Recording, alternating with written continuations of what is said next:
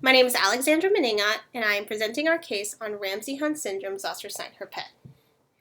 Ramsay-Hunt syndrome is a varicella zoster virus reactivation in the geniculate ganglion, with signs and symptoms including otalgia, ipsilateral facial paralysis, and a vesicular rash on the ear, hard palate, and/or anterior two-thirds of the tongue. In Ramsay-Hunt syndrome, Zoster Herpete, it's an atypical presentation of varicella zoster virus reactivation with otalgia and facial symptoms, but without the herpetic vesicular rash. For our case, a 79-year-old female presented to the outpatient internal medicine clinic with complaints of right ear pain and right-sided unilateral facial numbness and tingling and neuralgia consistent with the facial nerve distribution. She reported her facial and ear pain to be a 10 out of 10 persistent burning pain. Vital signs and physical exam were within normal limits except for mild right-sided facial weakness with forehead involvement. Her tympanic membranes were clear and no rash was seen on the ear, hard palate, or tongue. She did have chickenpox as a child and had not received her shingles vaccine.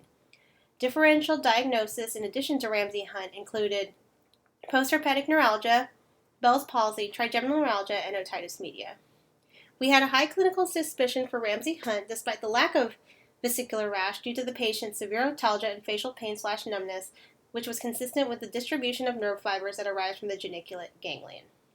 For treatment, we gave acyclovir for the Ramsay-Hunt syndrome, oral prednisone for the inflammation of the affective nerves, and amitriptyline at bedtime PRN for neuralgia. Upon 2-week follow-up, our patient reported that her otalgia and facial neuralgia were a 2 out of 10. The decision to continue another round of acyclovir was made to ensure the resolution of Ramsay-Hunt syndrome, Zoster Herpete, with amitriptyline PRN for neuralgia. VZV reactivation can cause many complications which can manifest differently depending on the nerves and ganglia involved. In the case of Ramsay-Hunt syndrome, the geniculate ganglion is affected, leading to the typical presentation of otalgia, ipsilateral facial paralysis, and vesicles along the ear, hard palate, and/or anterior two-thirds of the tongue. In Ramsay-Hunt syndrome, Zoster Herpete, it is an atypical presentation where the vesicular rash does not develop. It can often be mistaken for Bell's palsy.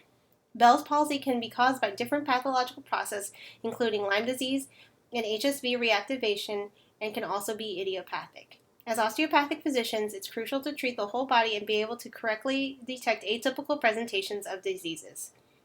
The complications of Ramsay-Hunt syndrome include permanent hearing loss and facial paralysis, making early detection and treatment very important to prevent devastating sequelae.